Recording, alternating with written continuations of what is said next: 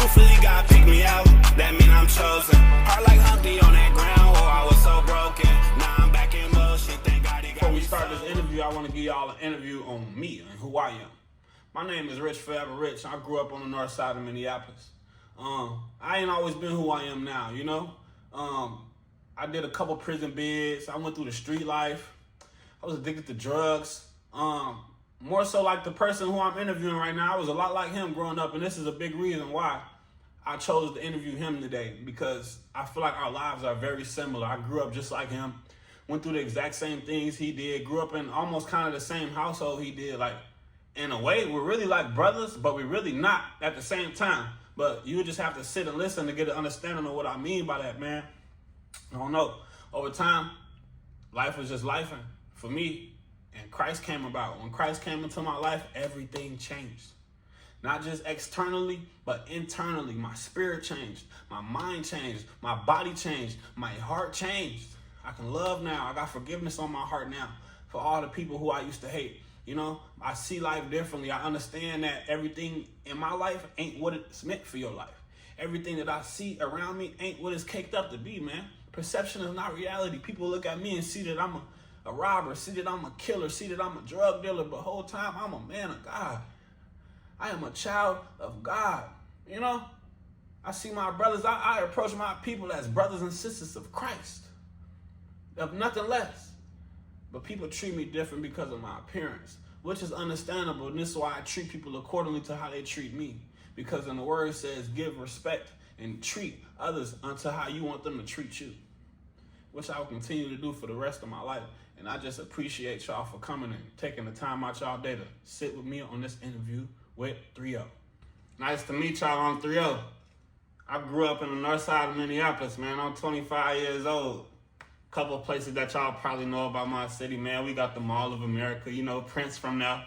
Man, I ain't grew up over there though. I grew up on Broadway. I grew up on Lindale. I grew up on Laurie Grove, Emerson, Fremont. You feel me? Them just a couple main streets to name, you know. I don't really know too much about Hennepin, but a lot of people frequent down there. That's a tourist street. A little bit about my background, man. I grew up different than most, I can say, Brian. I had an average upbringing, man. You know, I grew up in a single parent home, bro. Daddy was never there. You know, mama was barely there. You know how it go, man. But mama made sure I had everything I needed, though. I'll tell you that. Like, I love my mama to death, man, even though we get into it every day. I love my mama to death, man. I love my whole family, man. They took care of me even at times where I ain't even show the love back. Man, I don't know, bro. The streets was what they was for a long time. You know, I just fed into it. Everything they had for me, I fed into it. Like, I fell in love with the love of the rush. The street gratification, the fame, the lust of it, like the hustle, like everything that came with it, I just wanted it. You know, and everything happened how it happened. I became a rapper, you know, but before the rap, it was things that I had to go through in order for me to be a rapper for real, that a lot of people don't understand about me. You know, I had it hard. Like, I don't know how to explain it. Like, I just needed love for real. That's like, my pain is real. Like, I got over 100 dead friends, and my friends steady dying. Like, I done had to carry out caskets. For a lot of people ain't never had to carry their friend out in the casket and actually close the casket on their homie. You know, so my circumstances was different, but they weren't no different than the ones that grew up around me. They weren't no different than yours for real if you where I'm at right now in the streets. You know, so just know I understand you, and I hope whatever I bring out in this interview, man, it give you some enlightenment or whatever. Long time no see, Mr. threeo.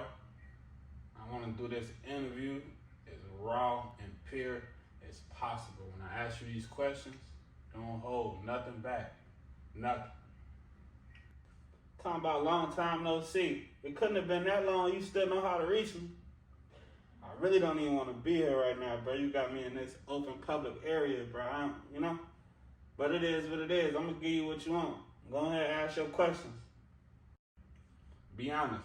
So when you wake up every day, what you really chasing? Money, fear, respect, or control? See, that's another one. I ain't even gonna back. I'm chasing it all. Like, I need the money, and I want people to fear me, because you better not go against nothing that I got going on over here. I need the respect off of that, and I need the control that come behind it. For sure. Like, I feel like you can't have none of them without having all of them. Like, you need them all on my soul. Like, I gotta have the bag. I gotta have, come on, man. You know what's going on out here. You been there. Stop playing with me. I also want to ask this question.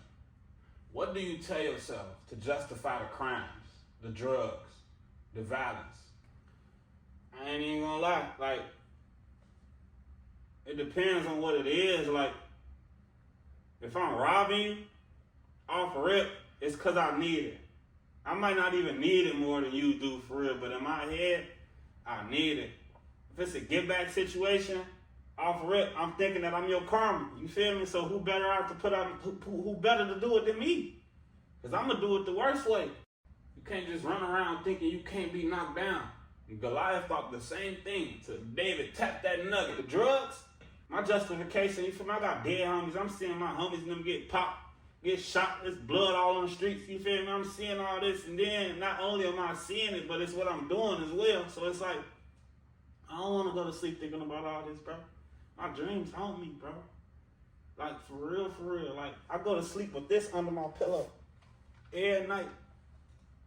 Every night I gotta go to sleep with this under my pillow. Do you know how that feels? To not be able to go nowhere with your mama, with your daughter, with your grandpa, with your grandma, with your sister, with your brother, with your uncle, your auntie, whoever. Without this, bro, do you know how that feels? Bro, my grandpa is a full-blown Christian. I can't even go to his house, bro, with this because I got joint on me. I don't even want to be around because I'm always fidgeting. I got to fix the pipe everywhere. You feel me? Like, come on, man. Every time I ride with my mama, I got to lean the seat back. Like, bro, I don't know what you believe in, bro, but I believe in this right here. This is going to get me home at night. This is going to get me everywhere I need to go. From point A to B all the way to Z and all the way back to point A if need be. I do understand the situation you in, and that's one of the main reasons I gave my life to Christ, bro. I got a special Bible verse for that. Mark chapter 8, verse 36 says, "For what is it profit for a man to gain the whole world and lose his soul in the process?" Chasing all them things in that manner. What did you get from that? But destruction. But spiritual destruction. You ain't doing nothing but destroying your loved ones. The people you call your brothers, the people you call your sisters, your mama, your daughter, like, you the whole time you doing all this, you ain't think about them at all? Like, at all. Like, for real, like, you gotta be real with yourself. Because if you die, who gonna take care of them? Explain that to me. Like, on a real note, I got tired of doing them exact same things right there. I got tired, bro. But my mama's safety, my sister's safety, my brother's safety, especially my daughter, bro, I couldn't even go to the park without having a gun with me, bro. And if I didn't have no gun, bro, me and baby girl ain't going outside today, bro. Like, you gotta take it from me. Take it from you, as I should say. You know? We one and the same for real, more than you know. But you gotta understand the fact that the way you living, bro, ain't gonna get you nowhere but death, bro. You really gotta make a choice in life, bro. Like, a real choice. I understand what you got going on outside these walls, young brother. But, hey, you gotta put that gun up, man. We gonna get us kicked out of here, bro. Like, for real. Like, you ain't got no reason to be ducking your taco in here. It's not one of them situations, bro. We got angels surrounding us in this room, bro. I don't know what you got going on outside these walls. Once again, but once you come into this room, you protect her. The most I do, bro, is put it back on my waist, bro. But you're going to have to do a lot of serious convincing to get this gun off of me. So crazy. You say you from where I'm from, you know what's going on. You know, bro, the minute that I put my gun up is the minute that I'm going to get killed. It's the same second that somehow, intellectually, somebody's gonna know that I ain't got my gun today and they're gonna come blitz me. I'm not having that, bro. Until you can give me a full-blown purpose, something outside of myself to ensure my protection, I'm not putting this gun up. I love the challenge. And coming from where you come from, I honestly think, matter of fact, I know, it's gonna take more than one of these interviews to fully convince you that you don't need your gun no more. So I'm going to conclude this interview with that. Thank y'all for watching. This is an interview with threeo. And I'm Rich Forever Rich.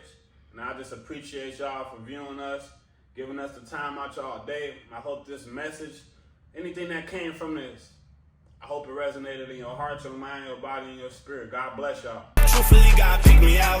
That mean I'm chosen. Heart like Humpty on that ground.